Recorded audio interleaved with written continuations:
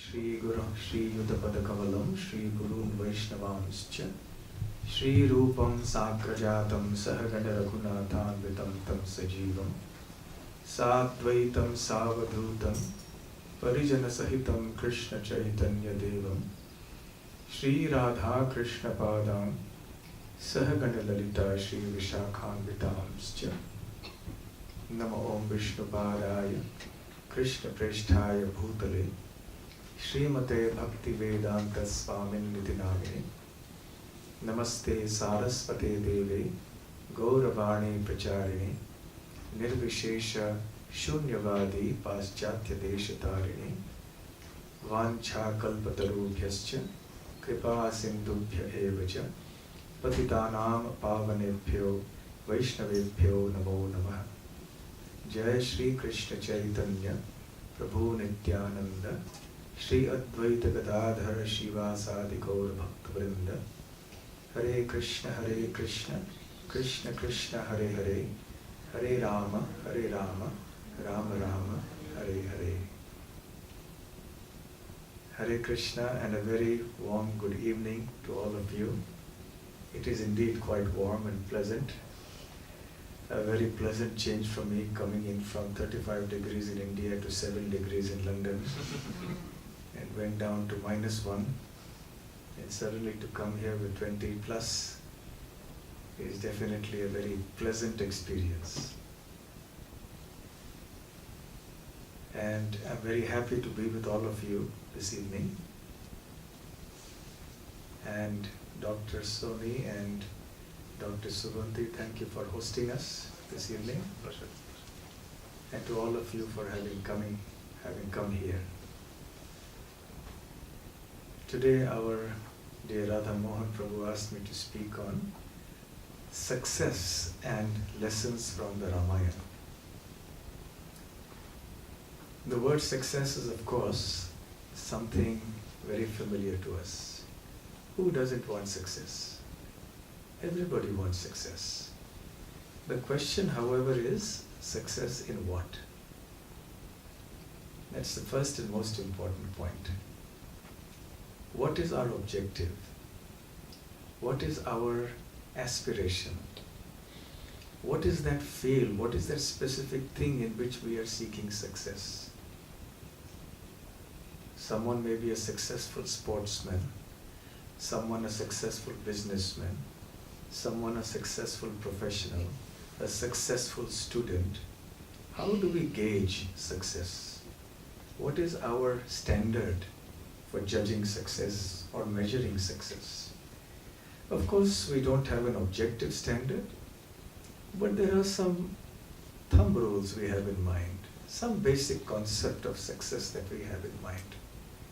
For example, if somebody earns a lot of money, we say this person has become successful. If somebody has become very famous, we say this person has become very successful. If someone has developed some extraordinary ability to do something, we say successful. We often judge success in terms of the results. And that is not entirely wrong. When we see somebody delivering results, like in a company, nowadays there's a lot of the corporate culture, and people want results. Political leaders are pushed by the citizens to give results. Officers in any company are pushed to give results for the company. The doctors are pushed by the patients to give results in terms of, recovery from their ill health. So we are all expected to deliver, to give some results. And definitely we cannot completely separate the results from our idea of success. However, that is not the only criterion. And we will see these lessons not only in Ramayana, but in all our Vedic scriptures, whether it's the Mahabharata or the Rama or the Srimad Bhagavatam or the Upanishads, the Puranas. There are innumerable episodes which illustrate the meaning of real success. That real success should not be limited only to delivering external results. And sometimes one may be considered successful, most successful, even when the external results do not come. And sometimes, even though the external results appear to make us very successful, we may actually be failures. So this is something very subtle and something we need to think about. So far, what is the point I'm trying to make? Number one, that success is seen in terms of external results, which is definitely an important criterion. It's not the only criterion. But from our Shastras, from our scriptures, we learn that success is to be measured by other criteria as well. And fundamentally, there is another criterion, another point of view regarding success. And seen from that point of view, the spiritual point of view, the dharmic point of view, material success may turn out to be failure, and what is materially considered failure may turn out to be success. So, when we talk of success, we have to see not only in terms of results, but what is more important is what are the values and the purpose that drive our actions, which eventually result in so-called success or so-called failure. Very important point. I'll repeat that. What are our values and purpose that drive the actions that eventually result in so-called success or failure? According to our scripture, if our actions are in accordance with dharma, and we have acted in all virtue, with all intelligence, sincerity at our disposal, then regardless of the external result, we are considered successful. You have probably all heard of the famous Bhagavad Gita verse, Karmanyevadhikaraste, that starts from that. Now the issue with this verse is that most people know only this first line, which is Karmanyevadhikaraste, which means that one has an adhikar or a right to perform one's karma, one's duty. And certainly that is the case. But some people mistakenly understand this verse or even this one line to imply that work in and of itself is worship. That is not necessarily the case. It may be the case, but not always. If our work is in alignment with the principles of dharma, then that work is worship. If our work is adharmic, against dharma, then it is not worship. And what is important is the next line as well. When Lord Krishna says in the Bhagavad Gita, Karmanyevadhikaraste, that you have a right to perform your duty or your work, in the very next line he says, Ma phaleshu kadachana. But don't expect or don't be attached to the reactions of your work, to the fruits of your labor. Now every one of us works for some results. The employee in the company works to get a salary at the end of the month. Everyone works for something. A professional works for some kind of income at the end of the month. A sportsman works for success in the game. So we all expect results. Every day, every small and big thing we do in our life, we do it with some goal, some objective in mind. Even something as ordinary as cooking, we have a goal. We have decided what we want to cook. We gather the ingredients, put them together in a certain way, and use certain procedures to come up with some end result. And if we are good cooks, experienced cooks, the result will be as we desired. So we all have some plans, some results. So this one line of Bhagavad Gita, Karmanyavadikaraste, that you have a right to perform your prescribed duty, and the second line, that don't be attached, Mahapaleshu kadachana, that don't be attached to the fruits of your action, does not mean that we should not plan. It does not mean that we should not seek results. In fact, if we don't seek results, we can't exist, we can't survive. For every little thing, we have some goal to achieve. But the point is, are the things that we desire, are the things that we seek to obtain, are our goals in accordance with Dharma, directly or indirectly? That is the important question to see. So therefore, there will be many, many instances that we can see in our life where we feel compelled to change our course of action because we think, oh, this is not right for me to do. I want to do something, but then I think, no, it is not ethical, or it is not right for me to do. Let's consider now some topics from the Ramayana. As you know, Lord Ram is God himself, who has appeared on this earth for various purposes. As Lord Krishna says in the Bhagavad Gita, he essentially comes for three purposes. Number one, paritranaya sadhunam, to protect the sadhus or the devotees. Vinashaya cha dushkritam, to destroy the miscreants, the scoundrels, those who are evil and create a disturbance for everybody. And third, dharma sansthapanarthaya, for dharma samsthapana, for the establishment of dharma. So Lord Ram accomplished all these three as an avatar of the Lord. So in the course of establishing dharma, the various incarnations of the Lord do it in various ways, and a combination of various ways. Lord Ram is one incarnation who actually demonstrates and establishes dharma by his own actions. When it comes to an incarnation like Lord Krishna, that can get a little bewildering. Because Lord Krishna doesn't teach us only by his example. He does, but there are some actions which can bewilder us a little bit, unless one is very well acquainted with the devotional principles of the scripture, one may misunderstand.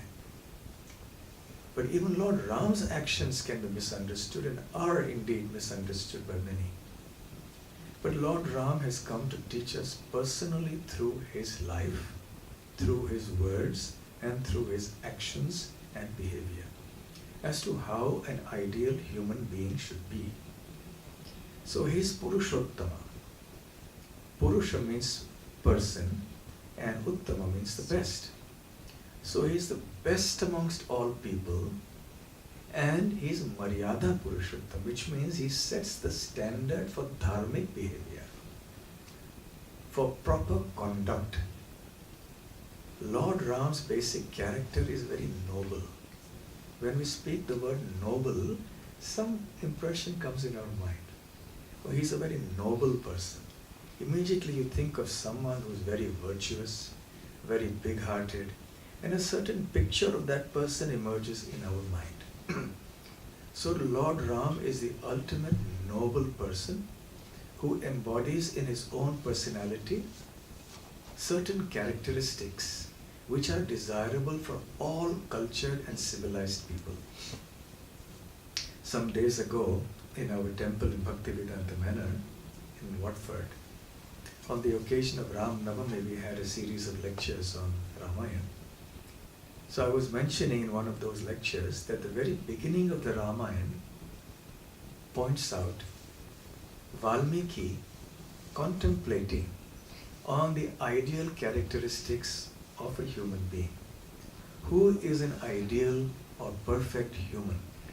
what kind of qualities should a person have to be considered ideal or perfect?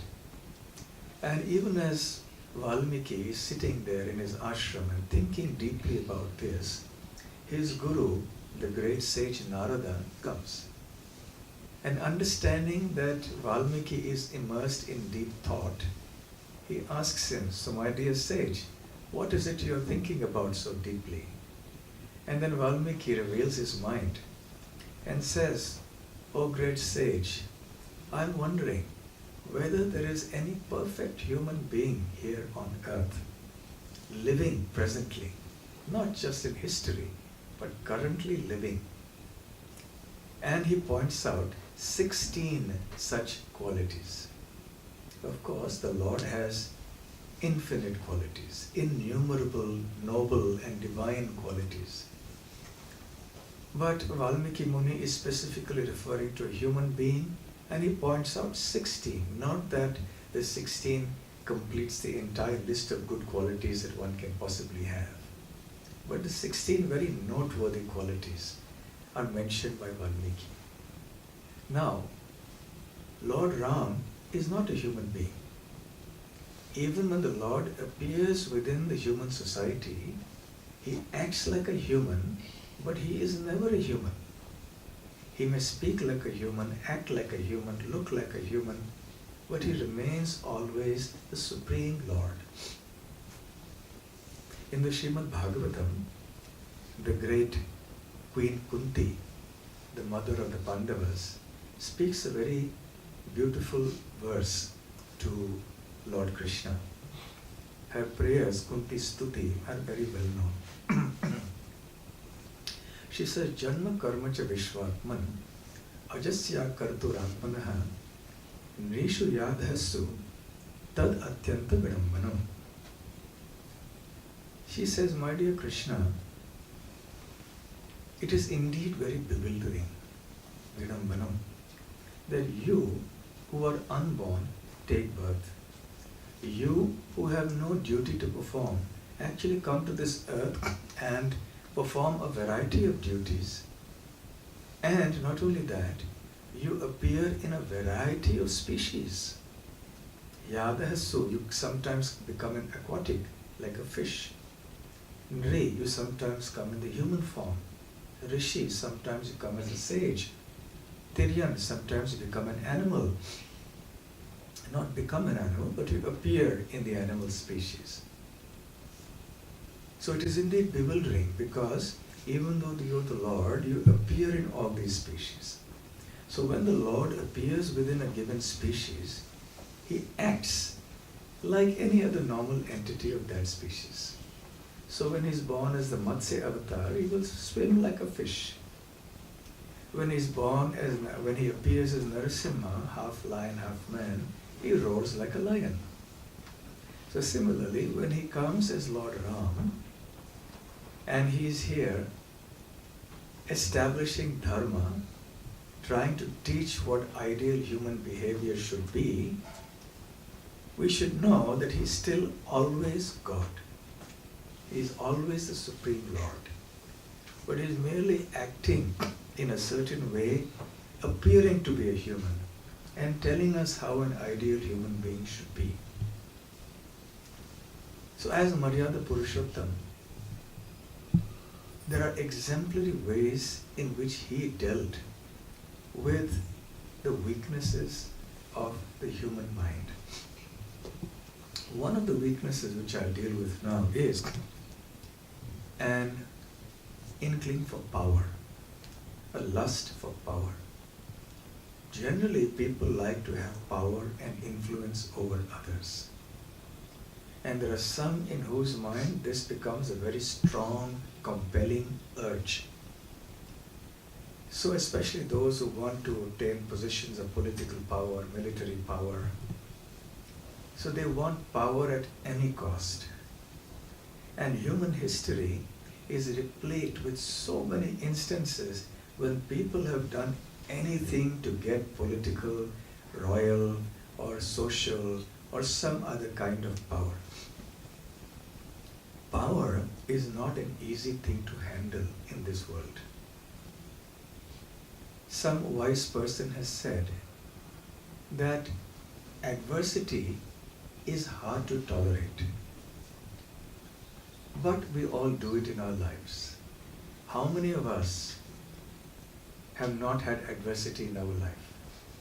We've all had difficulties. Every day sometimes we experience small difficulties and sometimes big difficulties. So every one of us has encountered adversity, and somehow or the other we have tolerated it, and we have borne it, and we have moved on in our life.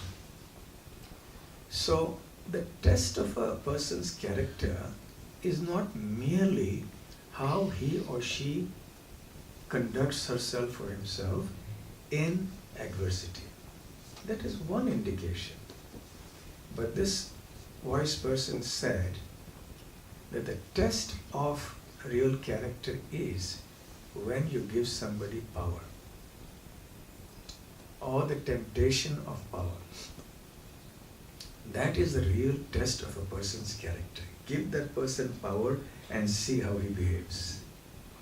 Therefore we see that once people get power, their mindset changes and they don't recognize you anymore, and now they're in a different world altogether, they become proud, and then their psychology gets corrupted. So there is a proverb that says, power corrupts, and absolute power corrupts absolutely. And we see this especially in the lives of great kings and political leaders who have not been able to handle power. And it has gone to their head.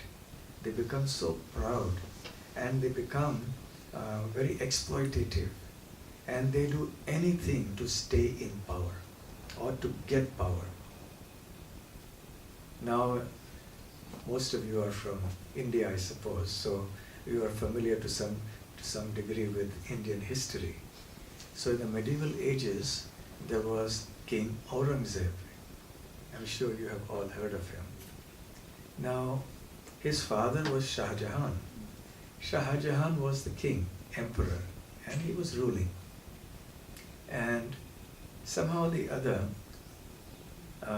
Aurangzeb wanted the throne. So he had certain thorns in his path, his father and his brothers.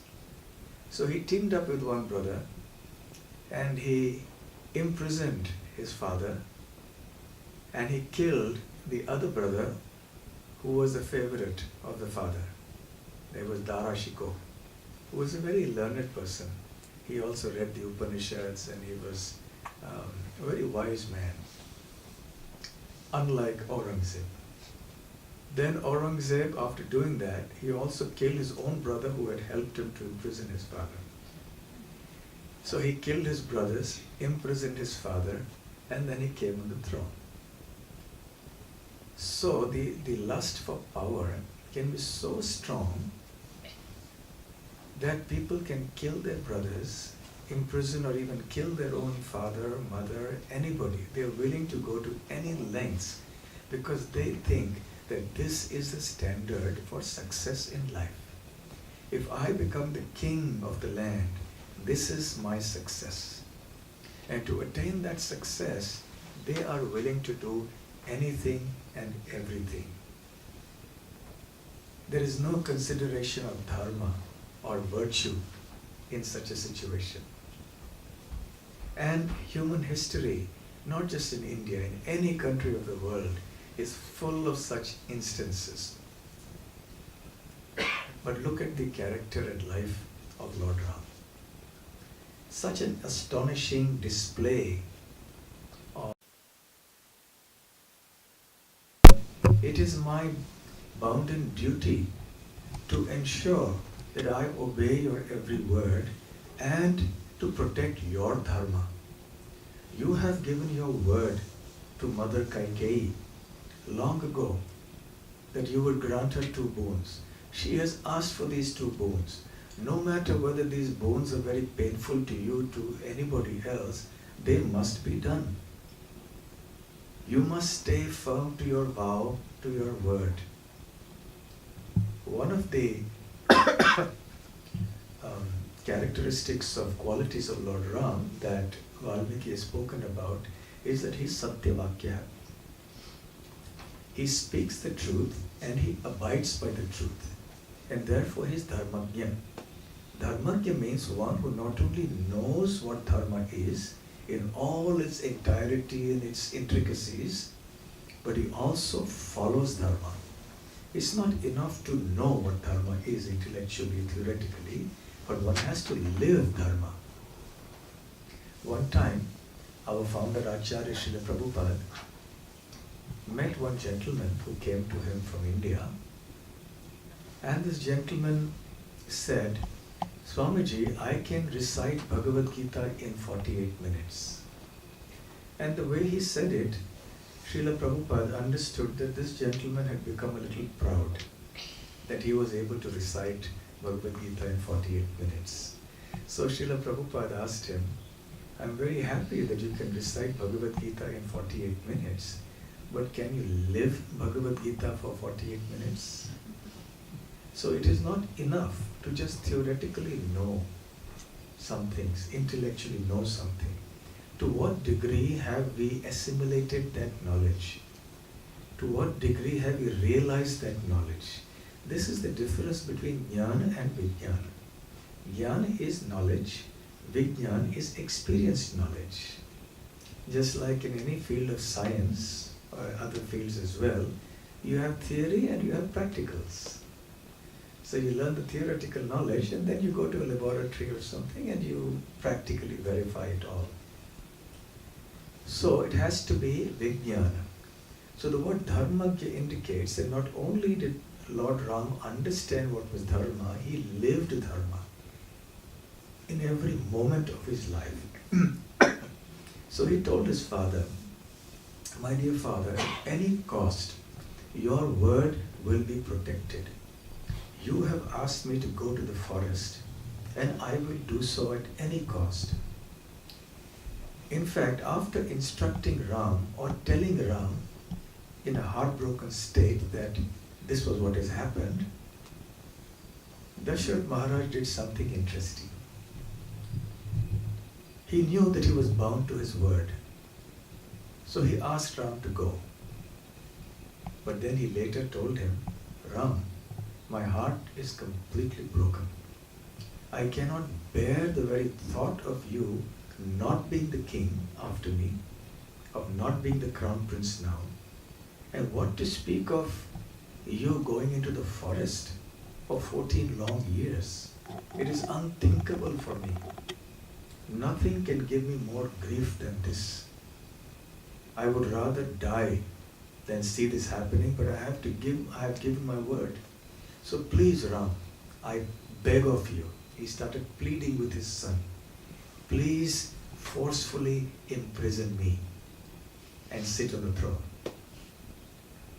So that means from my side, I have given you the instruction. Dasharath's point was that he gave him the instruction to go.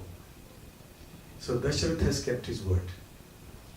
But Lord Ram was asked by Dasharath, you please imprison me and you forcefully occupy the throne. So in a sense, he was giving his blessings to Ram to do that through the back door. But Lord Ram said, no, that's a form of cheating. I cannot do that. The law of dharma has to be followed not just in letter, but also in spirit.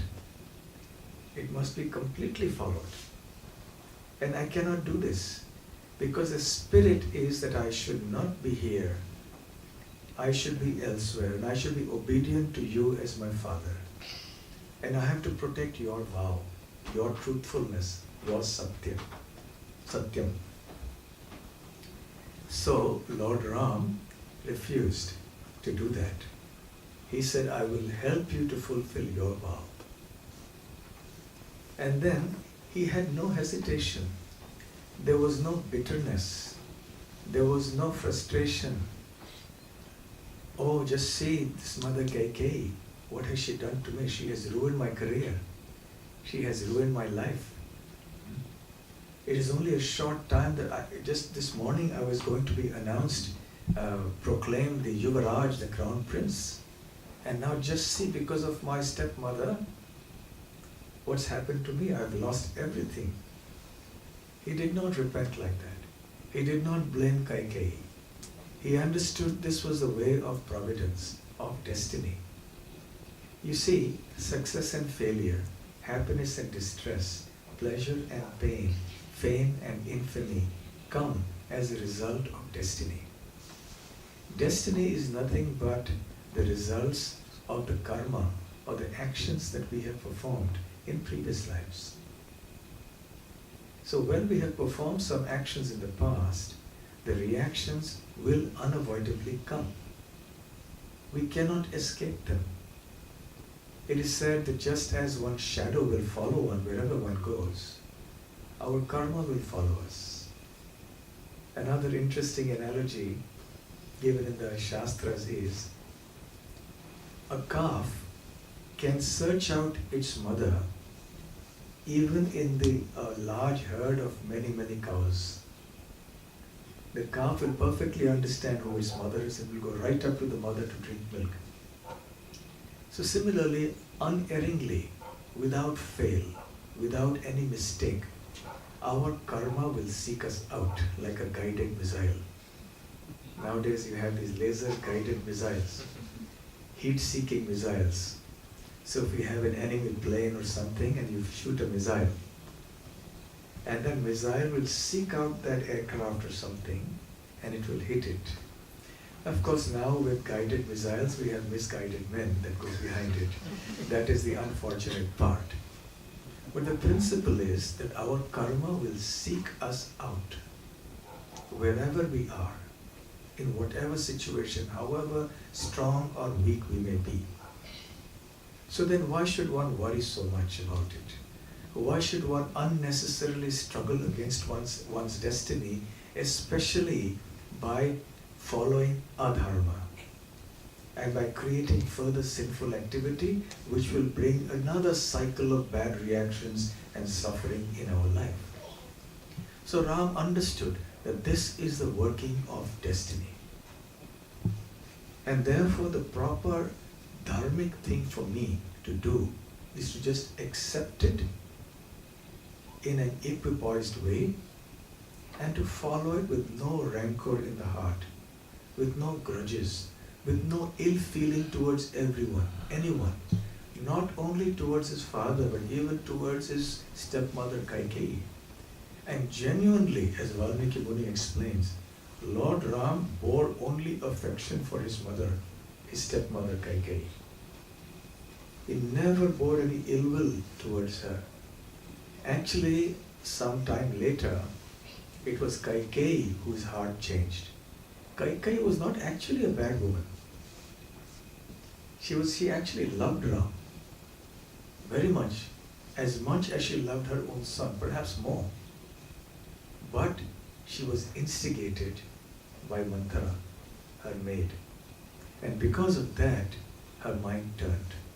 So it goes to show the importance of good company and bad company. A good person can do horrible things in bad company. And a bad person can completely transform into a good person in good company. So Kaikeyi actually was not a bad lady. Somehow or the other this happened by the instigation and bad company of Manthara. Later on, however, she realized her mistake. And then she was once again very affectionate to Lord Ram. But Lord Ram never wavered in his affection for his stepmother Kaikeyi. He remained loyal to all his mothers and to his father. So just imagine such a thing. Imagine the condition of Lord Ram. Here is a person who is next day in the morning going to be anointed the crown prince. And it's not that his father was forcefully doing it. He was much loved. In fact, the people loved Ram more than they loved Dasharath Maharaj. Of course, they loved Dasharath also. But there was no limit to how much they loved Lord Ram. Before Dasharath Maharaj made the announcement officially of Lord Ram becoming the next crown prince, he consulted all the important groups of citizens. He consulted the ministers, he consulted the brahmanas, the sages, he consulted prominent businessmen, he consulted many other leading citizens. And when they all agreed wholeheartedly with him, with his proposal of anointing Lord Ram as the crown prince, it is only then that he went ahead and announced. He said, tomorrow will be the ceremony. And that was the night in which this whole transformation happened, Kaikeyi coming to her. Everything changed in one night. Manthara just worked on Kaikeyi's mind like anything. This is how people can manipulate other people's minds. And so in one night everything changed. And imagine, Lord Ram was quite prepared for being anointed the Yuvaraj next day morning. And just a few hours later he hears, not only is he not going to be appointed as the crown prince, he will have to go for 14 years in the forest.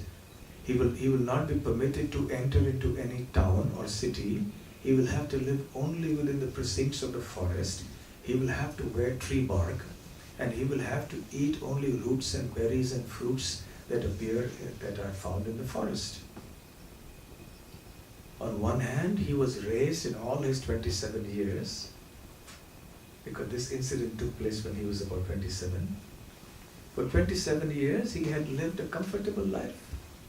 Yes, he did make a few excursions, like he did with Vishwamitra Muni to kill some Rakshasas and so on. But by and large, he was living in the comforts of the palace, with all the luxuries, with all the respect and love of the people of his kingdom.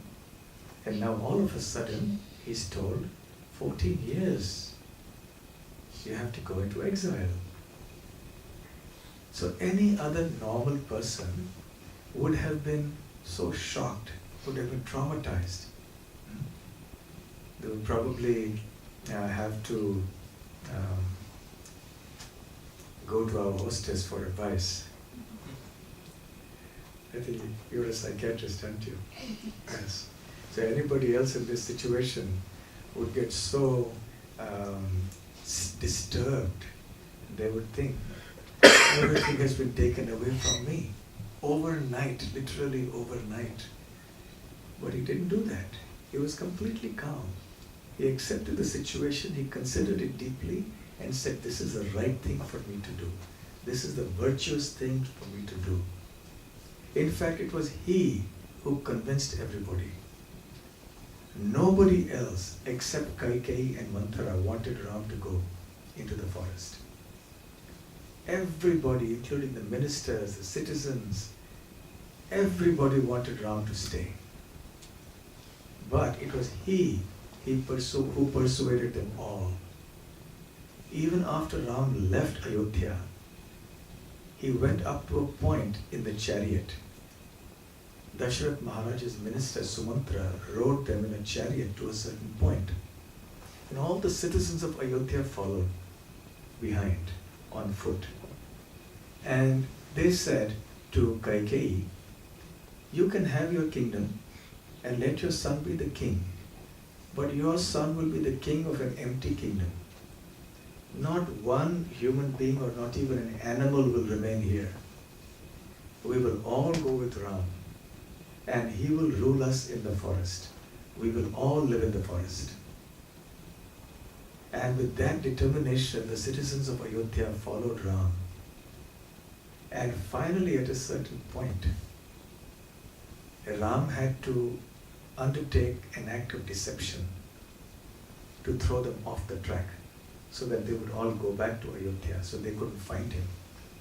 He had to somehow trick them and disappear into the forest. So such was the love that all the citizens had for him. And you see, when nobody likes you, it's not so hard to leave and go. But when everybody loves you and everybody wants you to stay, and it is your right to stay, it is your birthright, and you're qualified in every respect, and then you are told that you have to leave and go, it's not easy. So Lord Ram accepted this. He didn't act like Aurangzeb or any of the other kings, even though his father actually asked him to do what Aurangzeb would do many years later, to imprison him. He didn't do that. He remained. For him, the idea of success in life was not merely sitting on the throne. So for any person who is a royal prince, success means to become the king. So by any other normal material measure of success, to become a king is a sign of success. And to be deprived of sitting on the throne is a sign of failure. So by that standpoint, one can think of Ram as a failure because he didn't get the throne. Yes, destiny intervened, envy intervened, all right, but ultimately he failed. People may argue like that. But actually, we consider that as success. Greater success than if he had occupied that throne against the laws of dharma. Then it would actually have been failure. And Bharat Maharaj, his younger brother, this number 2 of the 4 brothers, he also demonstrated what real success is. Here was a person for whom his own mother had schemed and maneuvered and done a lot of politics to get him on the throne. But he loved Ram more than himself. And he wanted Ram and only Ram to be the king. When Bharat came back, actually he was away at that time at his grandfather's place. When he returned and learned about what had happened, he was so furious with his mother. He berated her, reprimanded her like anything, and said, I refuse to accept the throne. Kaikeyi was shocked, but he reproached her in such strong words. And then Ram said, and Bharat said, I will immediately depart for the forest where Lord Ram is right now. And I will beg him, I will request him, plead with him that he must come back and assume the kingship of this land. Because by this time Dasharath Maharaj had passed away. He could not tolerate the grief of separation from his son Ram.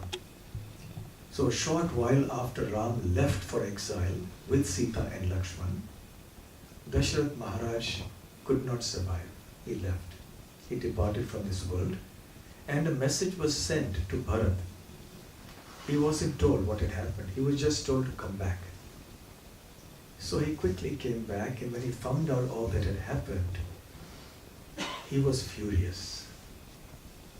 So he decided that he would go into the forest to meet Ram. And all the mothers and the ministers and many of the leading citizens and sages, they all accompanied him. And they went into the forest and they went all the way up to Chitrakoot. And Ram was very courteous to Bharat. Actually, in the beginning, Lakshman thought that Bharat had come to kill Ram with his army. And Ram admonished him. He said, it's because you have all these nasty ideas that you are attributing this motive to Bharat. Bharat is clean. Of course, Lakshman is also completely pure. He is also an incarnation of the Lord. But out of his sheer love and his feeling of wanting to protect Lord Ram, he felt like that. He mistakenly felt that Bharat was also taking the side of his mother, Kaikeyi. But Bharat came and pleaded with Ram, please come back. Ram refused. In a very gentle and loving way, he persuaded Bharat to go back and become the king. And he said, at any cost, see, the important thing is not the throne. The important thing is dharma. Herein lies our success. So go back, my dear Bharat. He gave him many good instructions on how a king should rule. Bharat said no. He had brought some wooden footwear, some sandals, padukas. He said to Ram, please wear them once. Lord Ram wore them Then Bharat took those sandals, he went back to Ayodhya, didn't live in Ayodhya, he lived at a place on the outskirts of Ayodhya called Nandigram. He placed the sandals of Lord Ram on the throne, and as far as he was concerned, he was only ruling on behalf of Lord Ram, who was present there in the form of his sandals. And for the entire 14 years, Bharat also dressed in tree bark. He also ate the kind of food that Lord Ram would have eaten in the forest. He underwent the same kind of austerities that Lord Ram would have undergone in the forest. And only when Lord Ram came back to Ayodhya after 14 years, that Bharat was overjoyed. So here also we see an example of how Bharat understood this vital point. Today we see that people struggle and fight for positions and for the throne, or children fight for the inheritance of their parents. I suppose it happens everywhere. And in India nowadays we hear of so many such instances. Offspring fighting bitterly for their property of the ancestors or of the parents or something like that. So much greed, so much selfishness, no big-heartedness. Because the modern materialistic conception is to get more money, more property is success. This is the wrong impression that people have.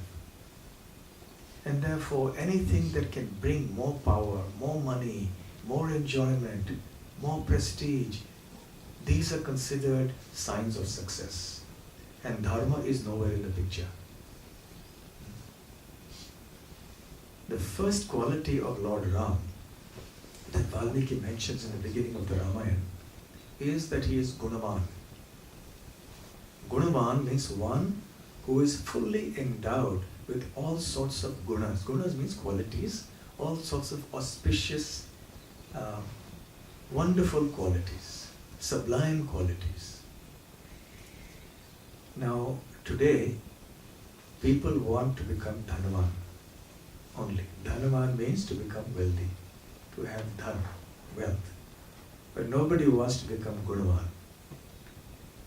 The standard of success is to become Gunavan, to become Dharmajna, not just to become Dhanavan, not just to have a high position in society, have a prestige in society, and get a lot of wealth, etc.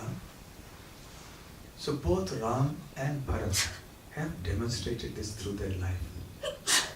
In other words, living a life of virtue, adhering to dharma, is the standard of success.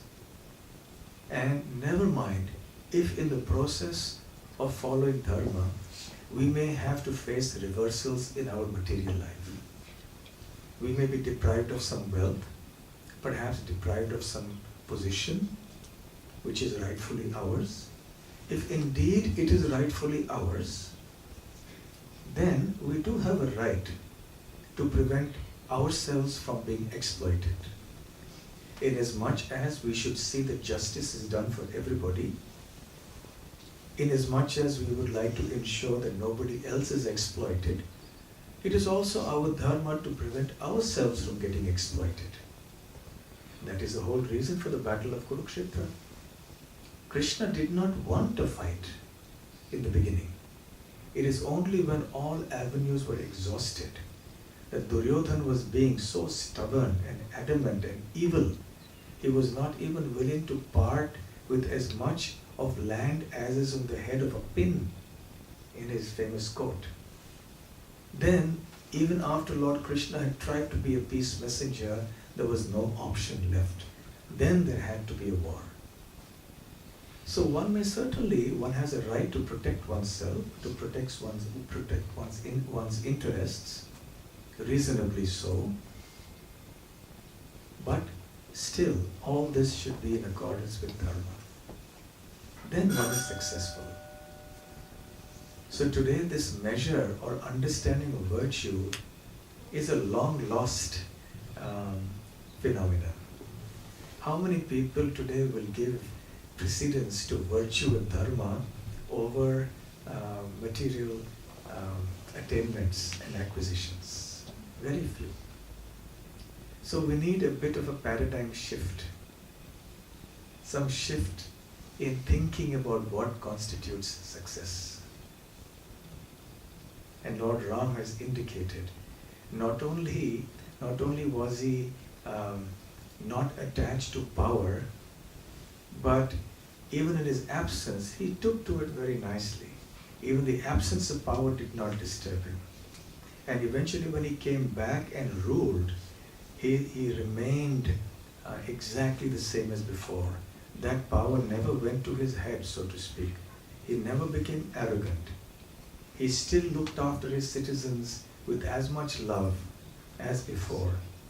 He remained as humble as before. He never changed. Because for him the most important thing was not the throne, was not material success, but pursuing the principles of dharma. So also in our life. Of course this topic is long, and I think we have another 1 or 2 lectures on the same topic. So I can discuss other aspects of this in the other lectures. But suffice it to say for now, that even in our life, if we keep Lord Ram's example as our guiding light, especially in times of difficulty and challenge, and we stick to the path of dharma no matter what, that will be our success in life. And ultimately, from a spiritual point of view, when one lives a dharmic or a virtuous life, when one understands spiritual knowledge at an even higher level, one comes to understand that real success means to go beyond this cycle of birth and death in which we have all been trapped from time immemorial. So what is the use if today I'm a multi-billionaire, but in the next life I get the body of an animal or an insect, which is entirely possible. If I have, in the course of earning this wealth, committed so many adharmic or sinful activities that I deserve by my karma to be born in that kind of a body, it may happen. So what is the use of my billionaire becoming a billionaire if I become an insect or an animal in the next life? So because people do not have spiritual knowledge about the eternal soul, the Atma, they do not have knowledge about the next life and that there is something coming, people see everything only from the point of view of this one lifetime. But Bhagavad Gita teaches us, the Ramayana, the Maha-Mantra, they all teach us to look beyond this one life in judging what our real success is. Our real success eventually is to get out of this cycle of birth and death. So long as we have this body, there will be suffering. We are spiritual entities and we are meant to be in the kingdom of God, in the Vaikuntha world that Lord Krishna refers to in the Bhagavad Gita briefly. So we are meant to be there with Lord Krishna, with Lord Ram, in the spiritual world. This material world is not our natural habitat. It is an artificial place. We are like fish out of water over here. So we have to revive our original spiritual consciousness, which is a consciousness of love for God. That Ram Bhakti, that Krishna Bhakti is our goal. That is our real success. When we attain by spiritual knowledge and practice that stage of pure Ram Bhakti and Krishna Bhakti, then we will be eligible to transcend the laws of. The easiest way of doing that is to associate with devotees of the Lord, and hear the messages of the Lord, and to chant the holy names. The Kali Santaran Upanishad speaks about this Maha-Mantra. Hare Krishna, Krishna Krishna, Hare Hare, Hare Rama, Rama Rama, Hare Hare. So we have to simply chant this Maha-Mantra. Go on chanting as much as we can every day. and hear the Lord's messages and instructions and try to follow them in our life. Then our life will be truly successful. Thank you very much. So, I will be happy to try to answer any questions if you have any. I got a question for you. Yes. Who judges the success? Do you mind Just introduce yourself.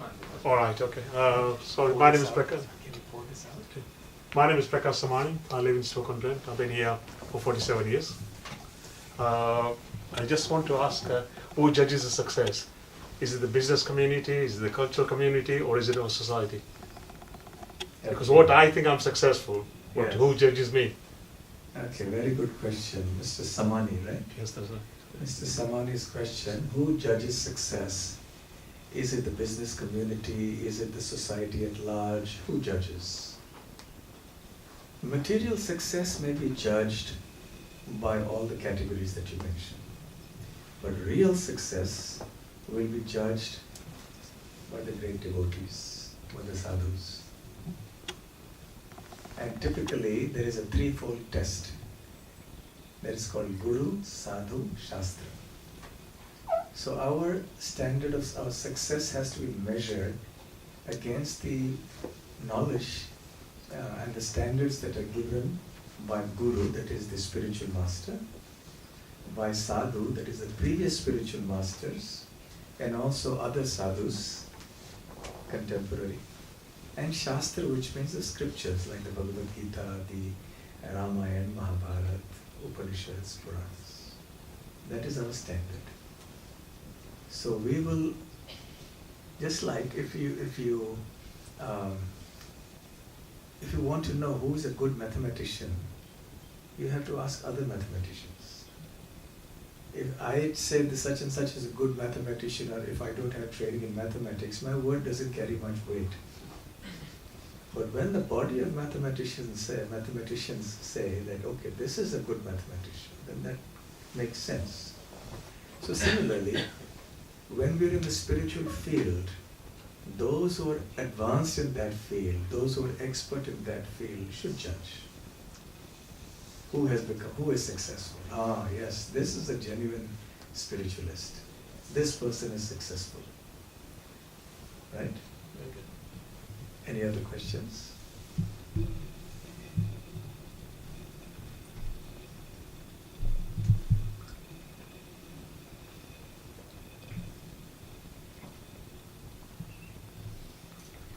Please feel free. This issue about Sudarshan, my name is Sudarshan. The issue about the rebirth is, we hear in this country many people say it's only one life, enjoy it or whatever, because people don't believe in the rebirth, or they need proof. Our culture, we are used to that, the concept of rebirth, karma and everything. So how does sort of, if somebody is having that sort of concept where it's only one birth, let me do whatever, there's no question of me coming back, and I'm all cells, and then I'm going to die, I'm going to be destroyed, and so it doesn't matter whatever I do, nothing is going to happen to me. Okay, Ms. Sudarshan, yes?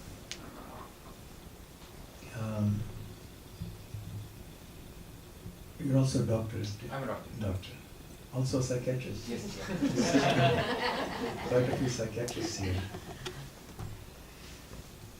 So Dr. Sudarshan's question is that people today don't believe generally in the next life. They think that one life is all in all. Which is why the answer is that we need to get knowledge or understanding of this by referring to scriptures, which can give us perfect knowledge about these things. If we want to learn physics or accounting, we'll go to the respective textbooks. Similarly, if you want to learn about spiritual things, especially those topics which are beyond the purview of our senses, then we should approach the spiritual textbooks. And in Bhagavad Gita, for example, we find A very beautiful logical explanation for the idea of the next life. Dehinosman yatha dehe kaumaram yovanam jara tatha dehantara prapte dhiras tatra muhyati. Krishna says that just as in this body one changes from childhood to youth to old age bodies, one similarly at the destruction of this body accepts another body. So the idea of changing bodies is something we are actually familiar with, even though we may not realize it so much. If you look at our picture when we were babies and compare it to our picture now, there's hardly any similarity. But it's the same us. It's I who was a baby. It's I who am now of this age. So we have remained the same, but our body has changed considerably. So changing, the body is changing at every second. And in fact, most of you are from the medical community, the cells are constantly changing, isn't it? Many cells die at every moment, and some cells are being created or born at some point in time. So this process is going on. And the body is constituted of these cells, ultimately different types of cells. So the body is actually changing, and it has completely changed from the time not one single cell in our body remains what it was when we were born. So the body, the question of the change of body is not something unfamiliar to us. So just as everything changes here, we also, at the end of this body, we get another body. That's the point. And he also gives the analogy of the body being a dress. Vasamshi jirnani yathavyaya navani grihnati naroparani. He says, just as we accept one dress and then give it up, we take another dress. Similarly, this body is like a dress for the Atma. We give up this dress and we accept another dress, another body. So the question of the soul changing bodies is like us changing clothes. So it's not something really surprising. And it's quite logical. As the deeper we go into it, the more sense it all makes. Only at a superficial level, people simply reject it by saying that, who has seen it, where is the proof? But there are much deeper questions. And nowadays there are many people in the medical field who have done a lot of research into this. Since you're psychiatrists here, there is a famous psychiatrist called Dr. Ian Stevenson. He died about 2 or 3 years ago. He used to be at the University of Virginia in the US. He spent his entire life, his entire career, in investigating past life memories. And especially these memories are found in children. Not all children, rare children. And he found these children in all corners of the globe, not just in India and not just in Hindu families. He found them in Jordan, in Sweden, in America, in South America, in Australia, in Hindu families, Muslims, Christians, everywhere. And he eliminated all possibility of fraud and deception, etc. And he's got a whole wealth of data on cases where he firmly believes that there is no course but to accept that these children indeed lived previously. He tested them out because these children remembered many things of their previous life. For example, there was one girl in India, Minu, who claimed to be a certain woman in her previous life. And she remembered everything about her previous life. She would keep talking. Initially, her parents thought that this was just some childish, prattle, because children generally talk all sorts of rubbish. They keep talking something. So sometimes we neglect them. So the parents initially thought she was talking like this, but then they realized this was serious. And then finally, Dr. Ian Stevenson and his team took that girl. They found out that there was indeed such a lady who lived in the place that they had mentioned, and she had died on at a certain time in a certain way. They took this girl there, and she recognized her former husband, her former sons and relatives, brother-in-law, etc. She recognized where the things were in the house, where the jewelry was kept, and where so many other things were kept. And she answered many of the family questions that there was no way she could otherwise have known. So there are many, many instances like this. So if one is asking for empirical evidence, this is one category. And it's a big topic, so I won't speak more about this. But there are innumerable such instances. So how can somebody remember the previous life? If the body is destroyed at death, which indeed it is, what is it that continues to the next life? So there must be something that is continuing from a previous life, and that is the Atma. So the Atma is eternal. It is never destroyed when the body is destroyed. So there is the evidence of logic, there is the evidence of the law of karma, there is the evidence of past life memories, there is the evidence of near-death experiences, and there are innumerable other types of evidences that we can speak of. Okay? Any other questions? Yes. Can I be a bit of a devil's advocate? Just asking Please, a question. please. If you talk of rebirth, in a sense that you said you're born as an animal, is it an inferior, is it a punishment to be born as an animal? That's my first question. Mm-hmm. Next question is, being born as an animal, how do you redeem yourself doing good deeds to get a good birth on the next birth, if that's the case? Just I'm asking. Okay.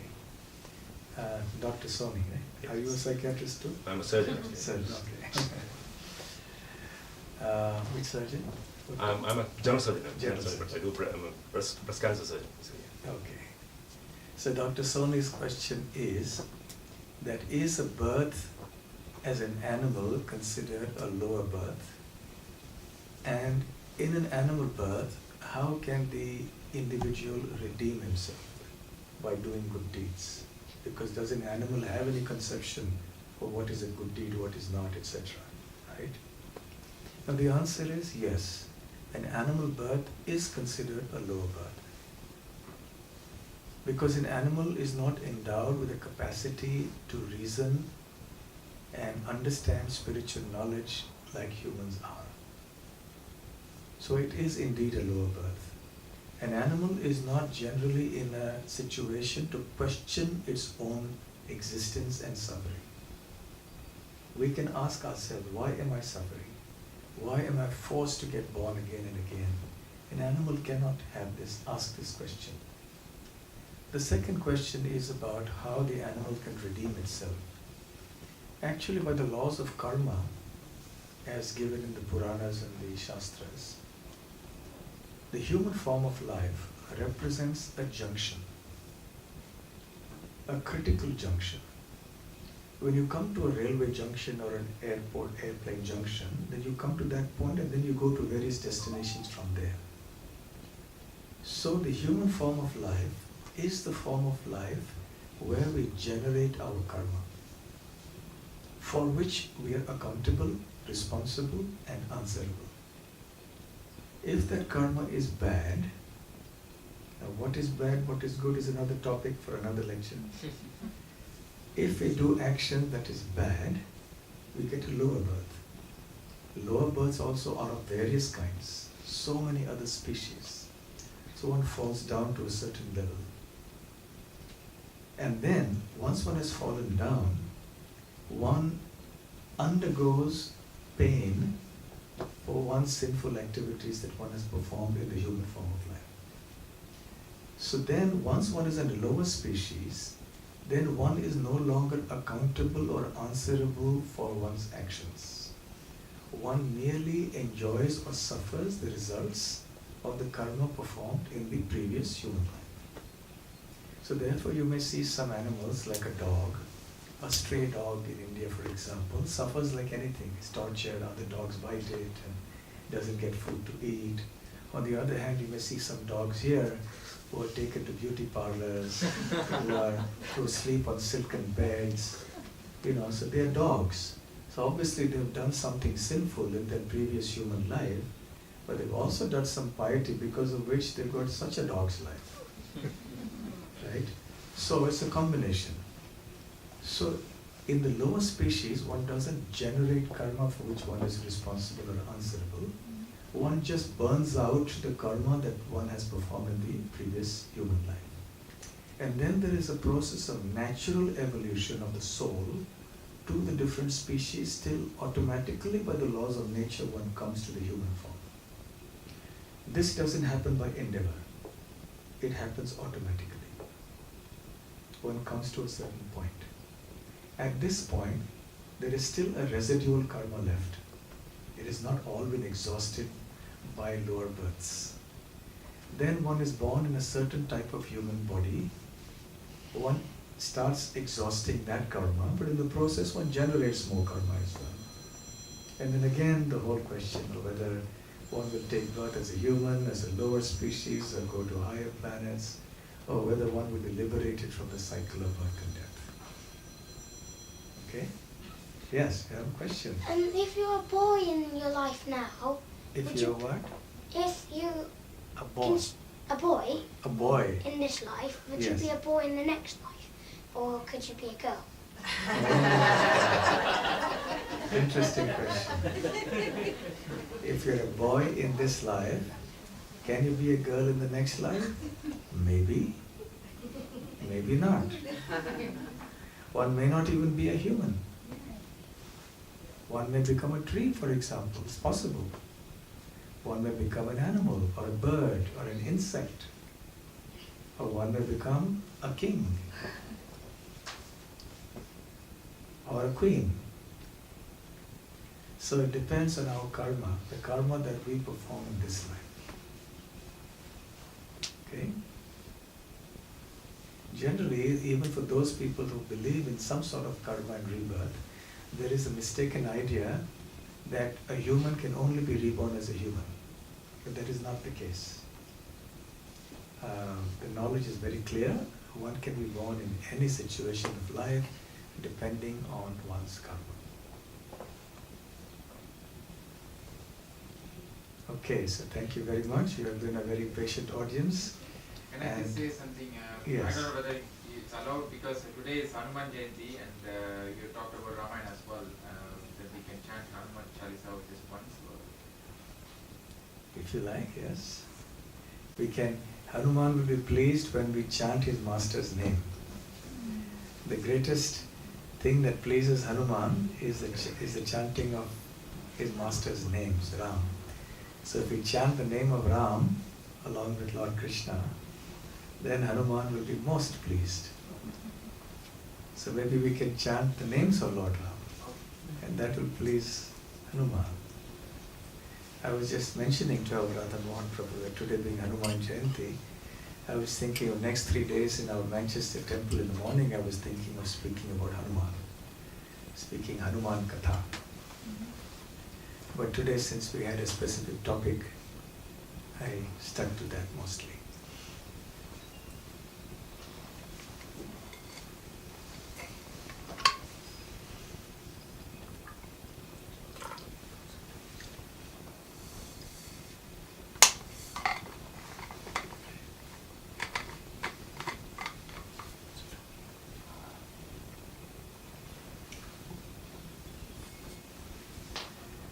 Hare Krishna,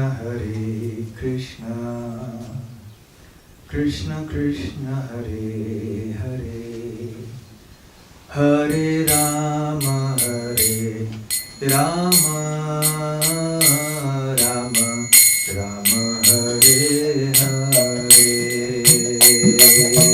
Hare Krishna, Krishna Krishna, Hare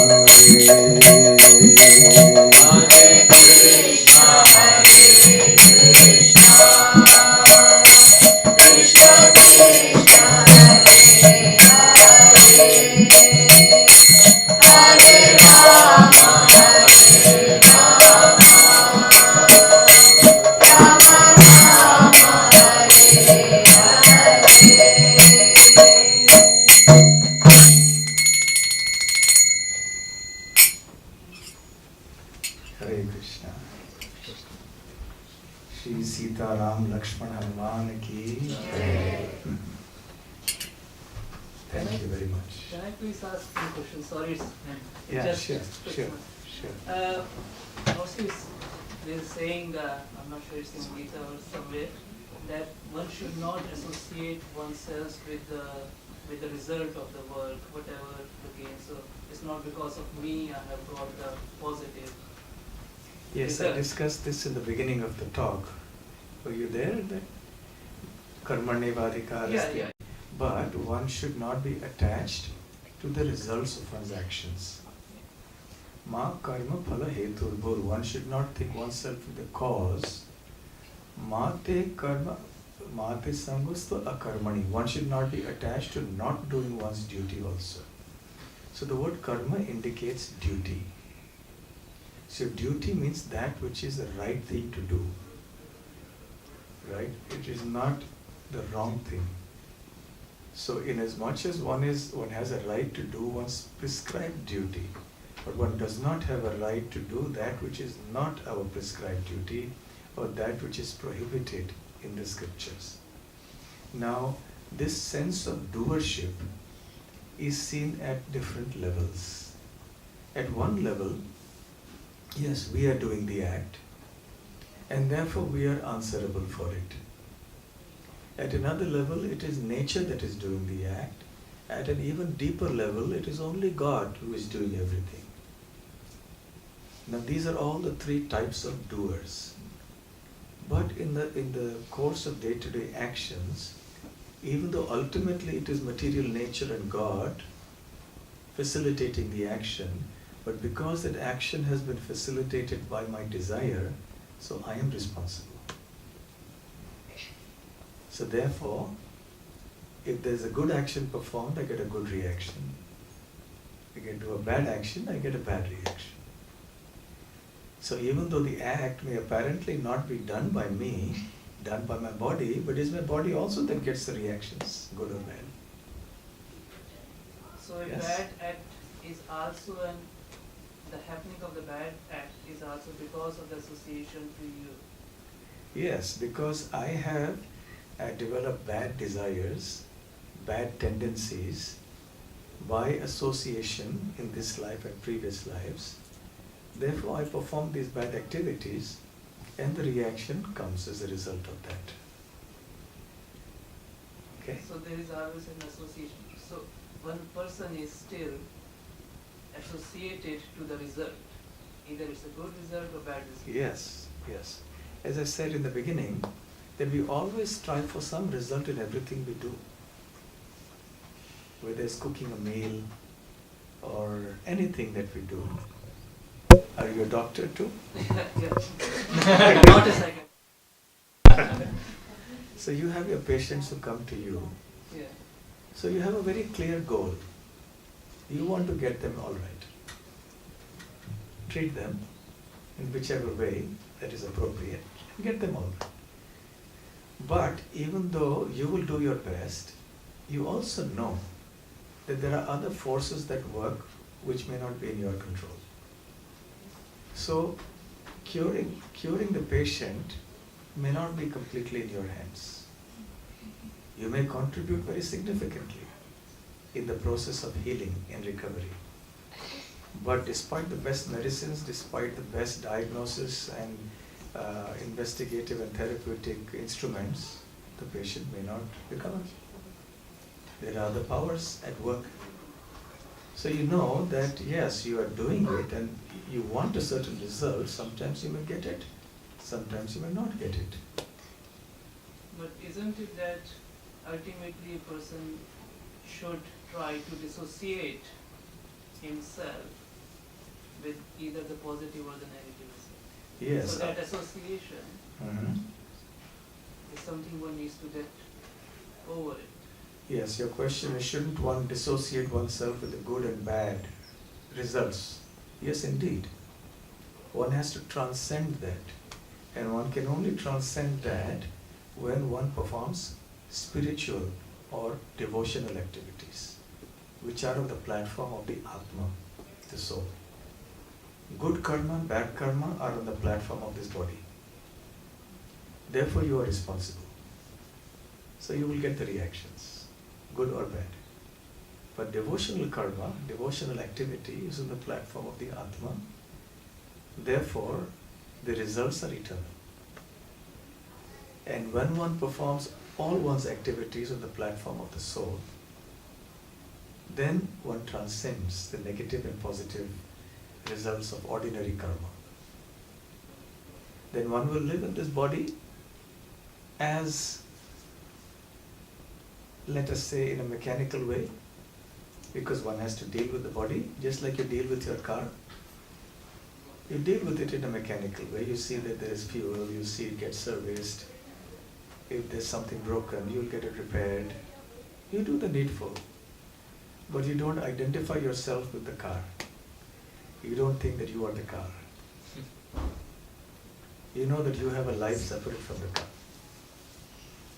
So like that, we are the soul, the driver, the owner, and the body is like the car. Okay? All right, thank you very much. Hare Krishna.